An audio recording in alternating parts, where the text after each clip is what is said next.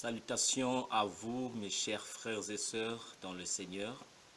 Je suis heureux de vous retrouver en ce dimanche 23 mai, ce dimanche de Pentecôte, ce grand jour où toute l'Église chrétienne proclame ce grand événement de l'effusion du Saint-Esprit sur les premiers disciples. Cet événement qui a marqué la naissance de l'Église chrétienne.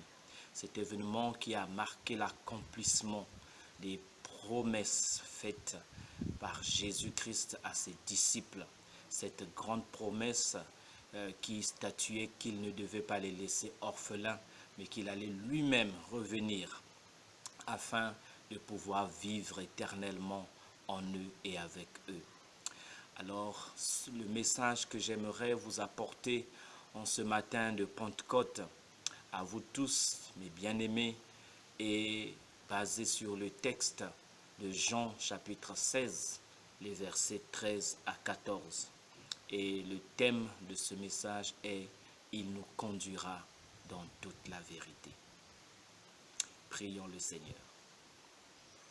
Éternel notre Dieu, nous te rendons grâce, nous t'exaltons, nous te bénissons pour ces instants précieux que tu nous donnes de pouvoir t'écouter en ce jour merveilleux que tu nous as fait don, de savoir que tu nous aimes et tu nous as tellement aimés que tu nous as fait don de toi-même, de ta présence par le Saint-Esprit.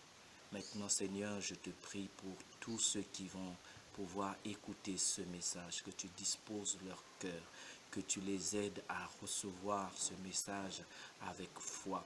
Et je m'abandonne entièrement à toi, afin que ce ne soit pas l'homme qui parle, mais que ce soit ton esprit qui parle pour édifier ton peuple et pour élever le nom de notre Seigneur et Sauveur Jésus. Amen. Nous allons lire, donc, comme je vous l'ai dit au départ, dans Jean chapitre 16, les versets 13 à 14. Quand le Consolateur sera venu, l'Esprit de vérité, il vous conduira dans toute la vérité. Car il ne parlera pas de lui-même, mais il dira tout ce qu'il aura entendu et il vous annoncera les choses à venir. Il me glorifiera parce qu'il prendra de ce qui est à moi et vous l'annoncera.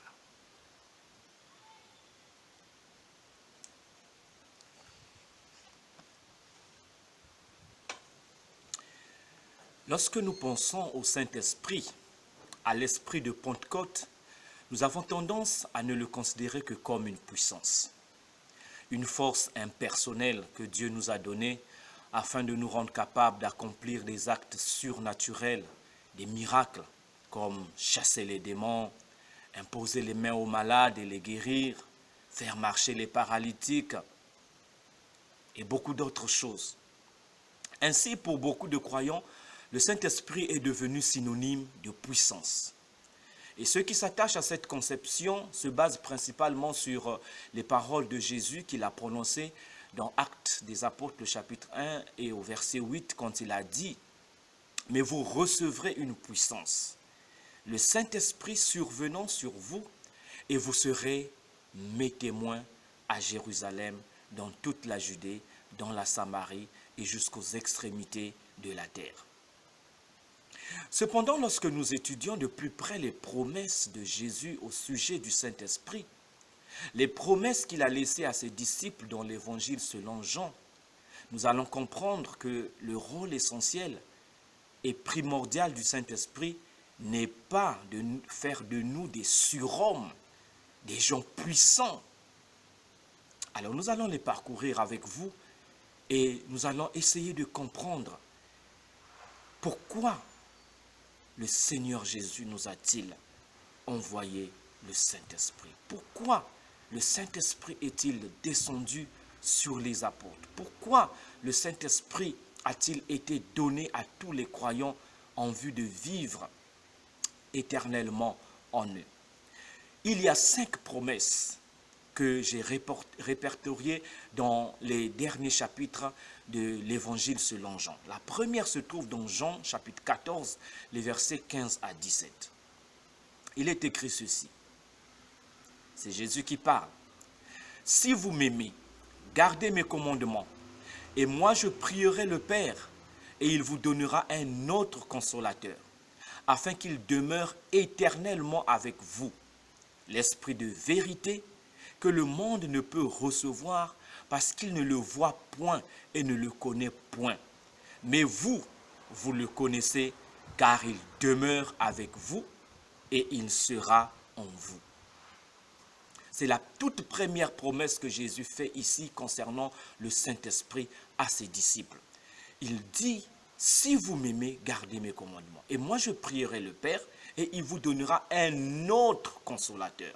Jésus ne dit pas qu'il vous donnera un consolateur, mais il dit il vous donnera un autre consolateur. Donc ici déjà, Jésus s'identifie avec l'Esprit qui viendra.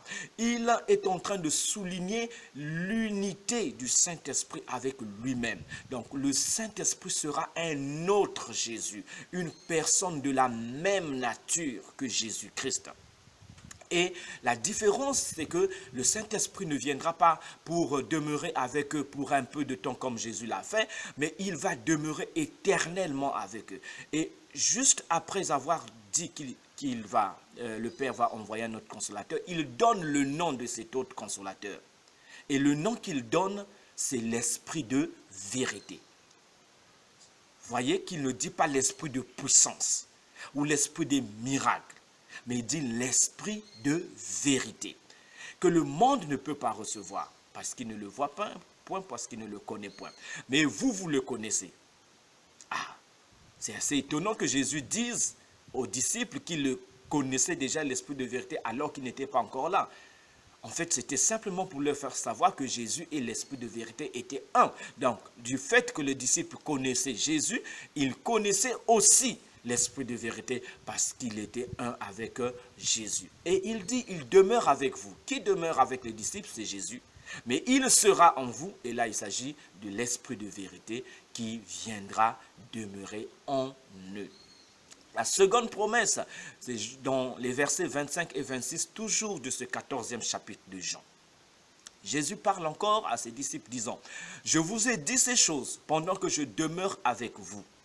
Mais le consolateur, l'Esprit Saint, que le Père enverra en mon nom, vous enseignera toutes choses et vous rappellera tout ce que je vous ai dit. » Alors dans cette seconde promesse, Jésus établit que le ministère ou le rôle du Saint-Esprit sera un rôle d'enseignant. Il vous enseignera toutes choses et vous rappellera non pas des choses que vous aurez entendues de vos ancêtres, de vos anciens, de vos pères, de vos docteurs, mais vous rappellera tout ce que je vous aurai dit. Donc le Saint-Esprit viendra pour enseigner les disciples, pour enseigner les croyants au sujet de tout ce que Jésus-Christ a dit à ses disciples lorsqu'il était encore ici sur terre. Il rendra témoignage il vous rappellera tout ce que je vous ai dit plus tôt. Et la troisième promesse se trouve dans le chapitre 15 et le verset 26. Jean chapitre 15, le verset 26. Jésus dit, « Quand sera venu le consolateur que je vous enverrai de la part du Père, l'Esprit de vérité qui vient du Père, il rendra témoignage de moi. » L'Esprit de vérité qui vient du Père. Là, il insiste encore sur ce nom, l'Esprit de vérité qui viendra de la part du Père. Il rendra témoignage de moi.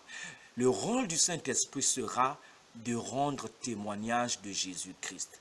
Il ne viendra pas pour chercher à glorifier les hommes en qui il va demeurer, mais il viendra pour glorifier Jésus.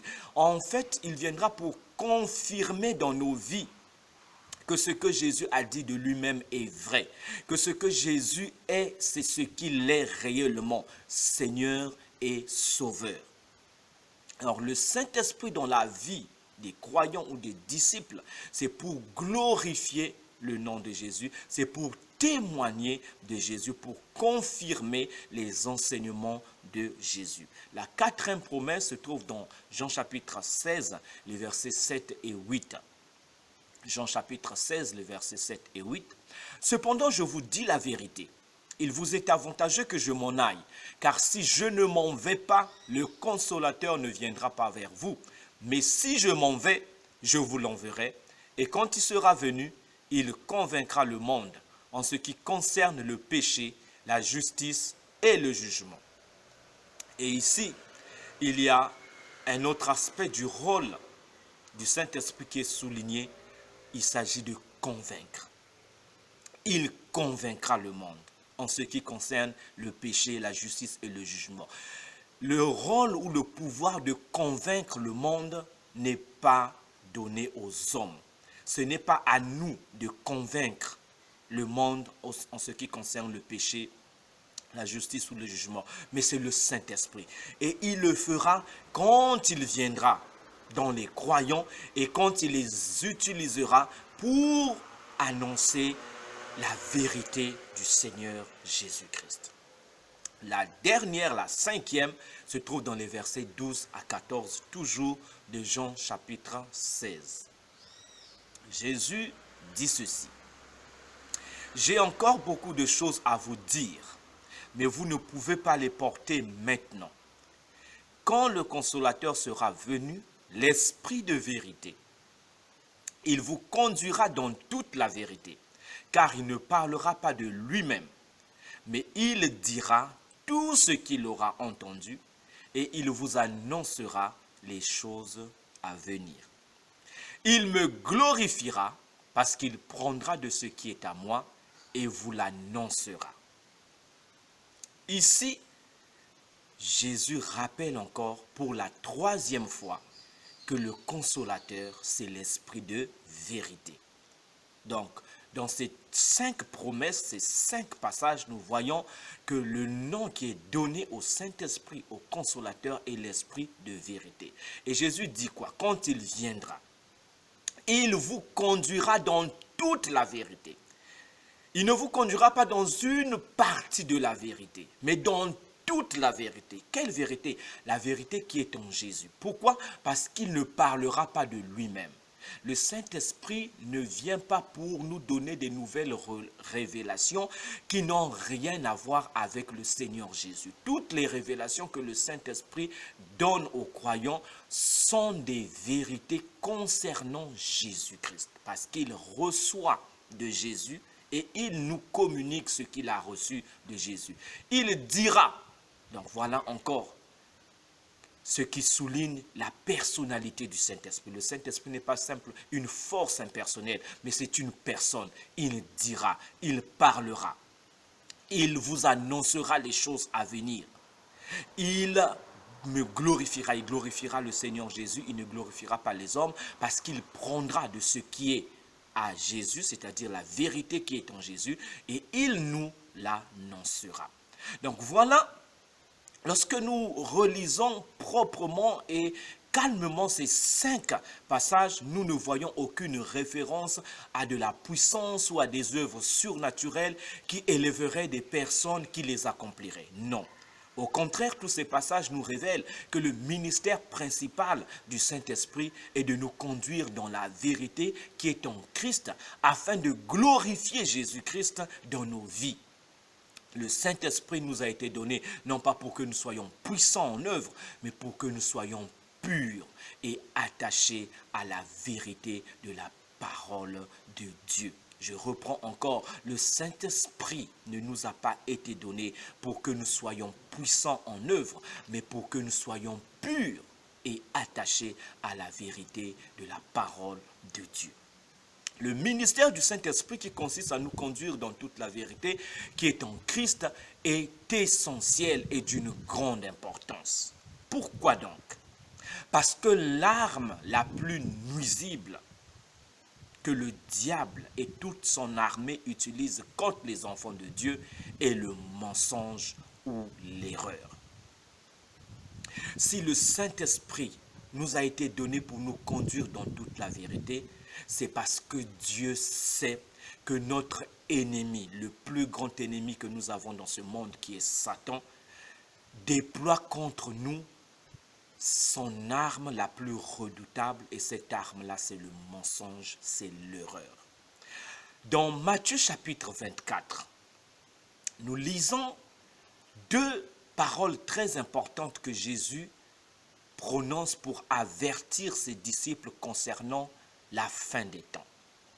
Il dit d'abord au verset 4 et 5, « Prenez garde que personne ne vous séduise, car plusieurs viendront sous mon nom, disant, c'est moi qui suis le Christ, et ils séduiront beaucoup de gens. » Et au verset 11, il ajoute, « Plusieurs faux prophètes s'élèveront, et ils séduiront beaucoup de gens. » Donc, Jésus ici nous avertit que les derniers temps, au dernier temps, il y aura des faux prophètes, il y aura beaucoup de gens qui viendront en son nom.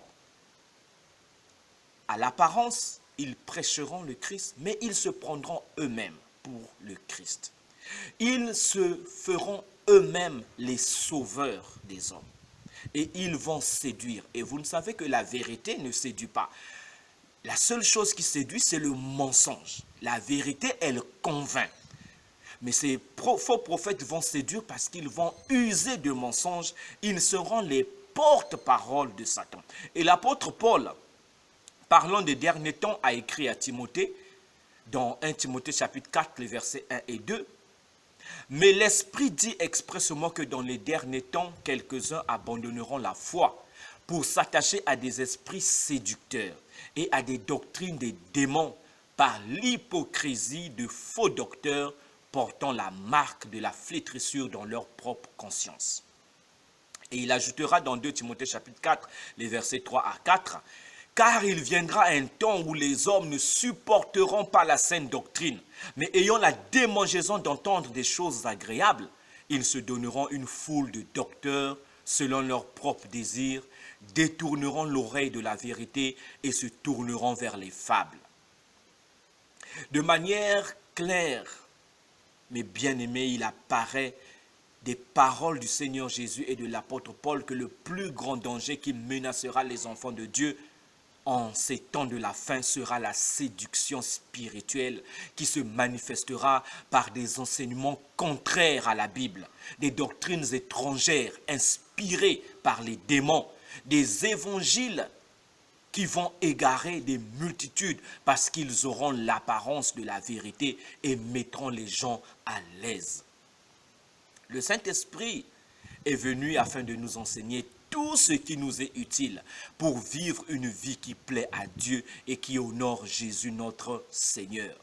Malheureusement, aujourd'hui, beaucoup font taire la voix de l'Esprit parce qu'ils sont emportés par le désir d'entendre les choses agréables à leurs oreilles.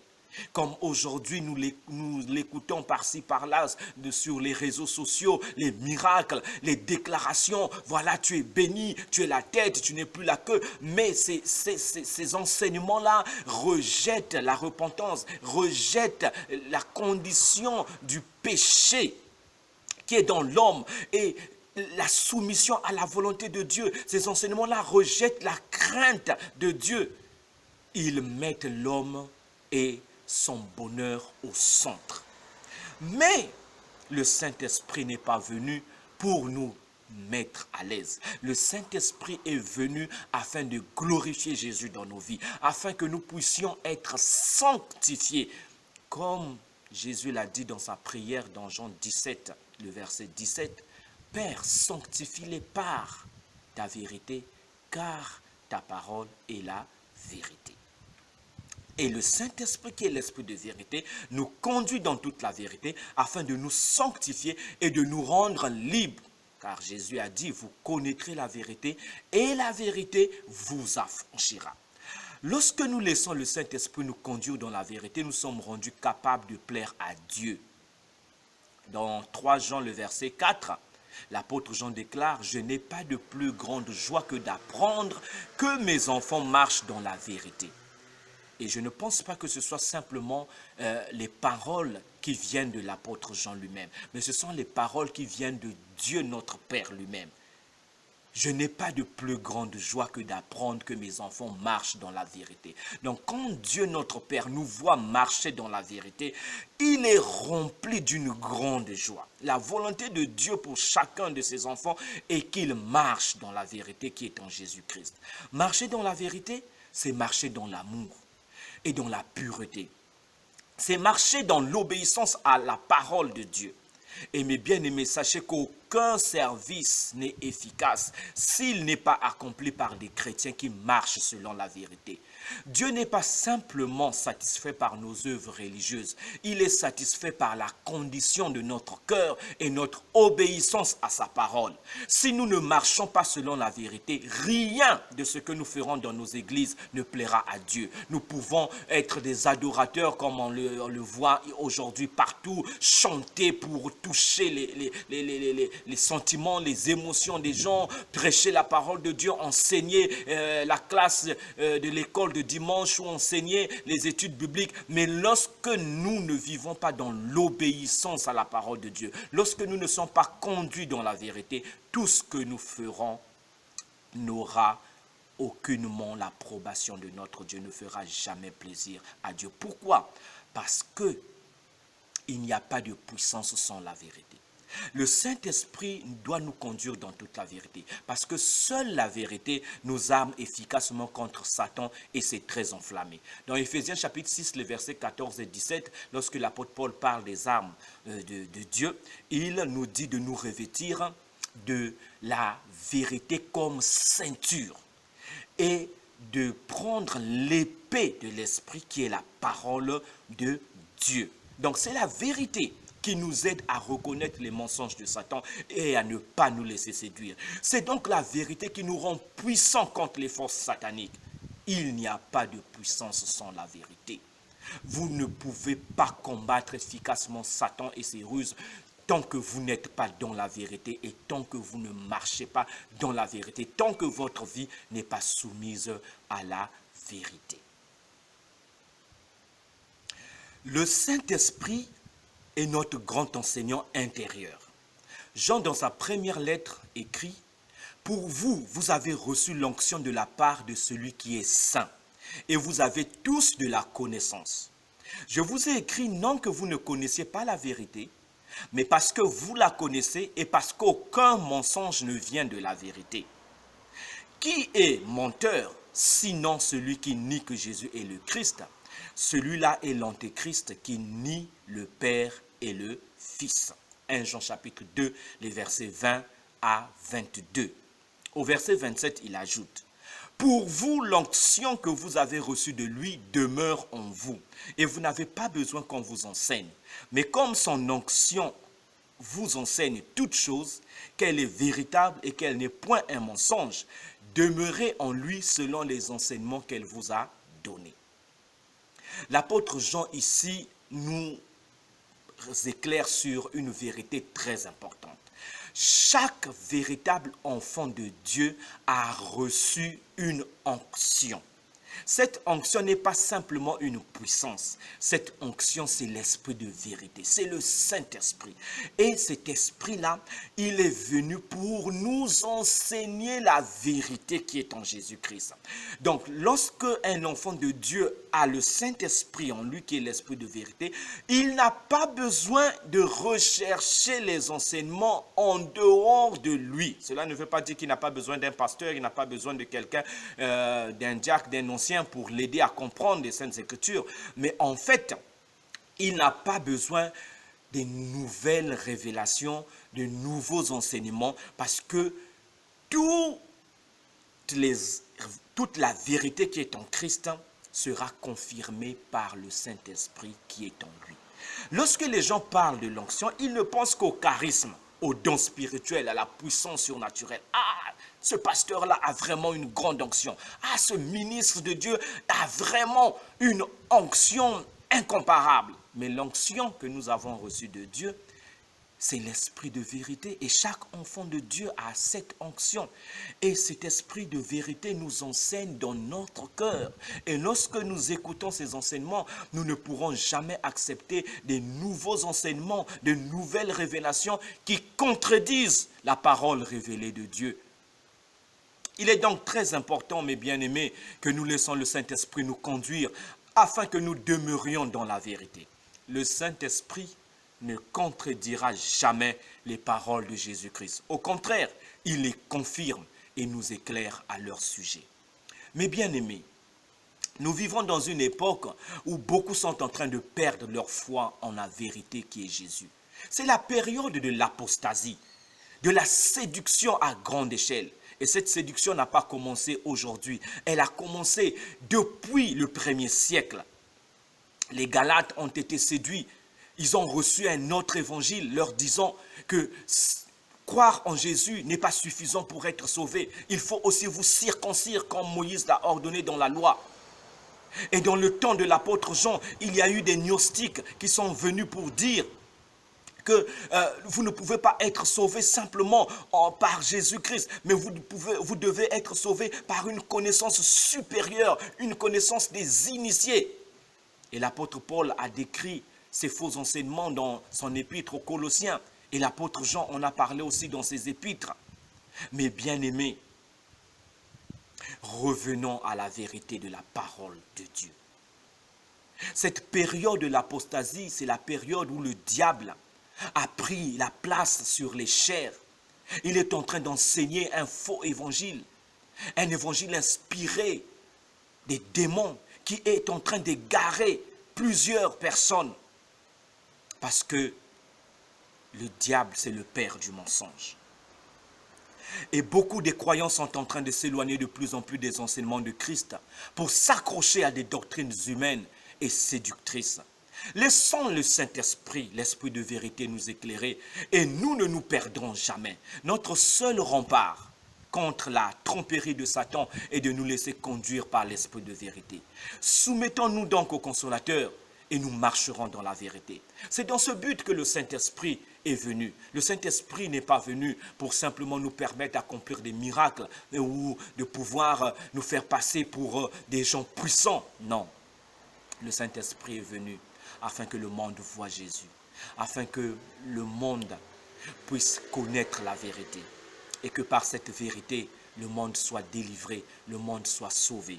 Mes bien-aimés, vous qui avez cru en Jésus, vous qui avez donné votre vie à Christ, sachez que vous avez reçu l'onction qui vous enseigne toutes choses. L'Esprit de vérité nous a été donné pour nous conduire dans toute la vérité. Il est venu afin de nous conduire dans toute la vérité, afin de glorifier Jésus dans nos vies, afin de rendre témoignage de Jésus-Christ. Et lorsque nous nous laissons conduire par le Saint-Esprit, les hommes voient Christ en nous. Les hommes voient cette vérité qui libère, cette vérité qui sanctifie, cette vérité qui sauve. Le monde d'aujourd'hui n'a pas besoin de voir les miracles. Le monde d'aujourd'hui a besoin d'entendre la vérité sur le Christ, que Jésus est vraiment le Fils de Dieu. Et vous remarquerez que le jour de la Pentecôte, après que le Saint-Esprit soit descendu sur les apôtres, ils ne se sont pas mis à accomplir des miracles. Mais la première des choses, ils se sont mis à proclamer Jésus-Christ. Ils se sont mis à témoigner de Jésus-Christ. Ils ont dit, sachez et reconnaissez que Dieu a fait Seigneur et Christ, ce Jésus que vous avez crucifié. Voilà. Donc, le Saint-Esprit ne vient pas pour nous glorifier, nous les hommes, mais pour glorifier le Seigneur Jésus. Pour rendre gloire à Jésus. Pour exalter Jésus dans nos vies. Et dans Actes 1:8, ce passage que je vous ai lu, où les gens voient qu'il ne s'agit que de puissance, remarquez bien que Jésus a dit, mais vous recevrez le Saint-Esprit. Vous recevrez une puissance, le Saint-Esprit survenant sur vous, et vous serez mes témoins. Vous voyez? Donc, Jésus dit que lorsque nous recevrons le Saint-Esprit, la puissance du Saint-Esprit sera de faire de nous les témoins de Jésus. Voilà, mes bien-aimés, laissons-nous conduire par le Saint-Esprit.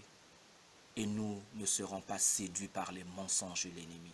Si nous laissons le Saint-Esprit nous enseigner, nous rappeler les vérités que Jésus a communiquées à ses disciples, il nous éclairera. Nous comprendrons de mieux en mieux la parole de Dieu. La parole de Dieu aura un sens tout nouveau à nos yeux. Nous regarderons le Christ par les yeux de la foi et nous marcherons dans cette vérité dans laquelle nous ne pourrons jamais nous perdre et trébucher. Et pour toi qui n'as pas encore donné ta vie à Jésus, tu veux recevoir l'esprit de vérité? Tu veux être éclairé et marcher dans la vérité? Alors repens-toi de tes péchés et crois au Seigneur Jésus. Il est mort à la croix pour tes péchés. Il a tout payé pour que tu aies le pardon de tes péchés, que tu sois réconcilié avec Dieu. Aujourd'hui, l'occasion t'est encore donnée de faire la paix avec Dieu. Et quel bonheur si tu le fais, parce que tu recevras Dieu lui-même. Il viendra en toi. Par l'esprit de vérité, c'est Dieu qui viendra vivre dans ton cœur et il te conduira dans la lumière de sa parole, la lumière de sa présence. Et peu importe la longueur de ton désert, peu importe le tunnel par lequel tu devras passer, mais la lumière de Dieu t'éclairera toujours et tu comprendras ce que le Seigneur a enseigné à ses disciples. Et tu seras en retour une bénédiction à ceux qui t'entourent. Prions. Merci Seigneur pour ta parole. Merci pour l'esprit de vérité et le consolateur que tu nous as envoyé, qui vit en nous pour nous conduire dans toute la vérité. Tant de fois, Seigneur, nous n'avons pas fait attention à sa voix et nous nous sommes laissés tromper par l'ennemi. Merci de ce que, en ce jour de Pentecôte, tu nous rappelles que nous avons en nous ton esprit pour nous enseigner toutes choses, pour nous confirmer la vérité qui est en Jésus. Seigneur, je te prie pour tous ceux qui n'ont pas encore donné leur vie à Jésus. Touche-les en ce moment. Convainc-les de péché, de justice et de jugement. Conduis-les à se soumettre à ta volonté, à renoncer à eux-mêmes et à croire que Jésus a vraiment donné sa vie pour eux, afin qu'ils soient sauvés de leurs péchés. Et pour tous tes enfants qui peut-être se sont laissés séduire par les mensonges de l'ennemi, par les faux évangiles qui se répandent aujourd'hui, des évangiles qui placent la richesse matérielle, la réputation, l'orgueil de l'homme au centre. Seigneur, que ton esprit les convainc aussi à propos de ces mensonges et les ramène à toi, afin qu'ils puissent marcher à nouveau dans la vérité de ta parole. Béni sois-tu, Père, pour ce don merveilleux que tu nous as fait de l'Esprit Saint.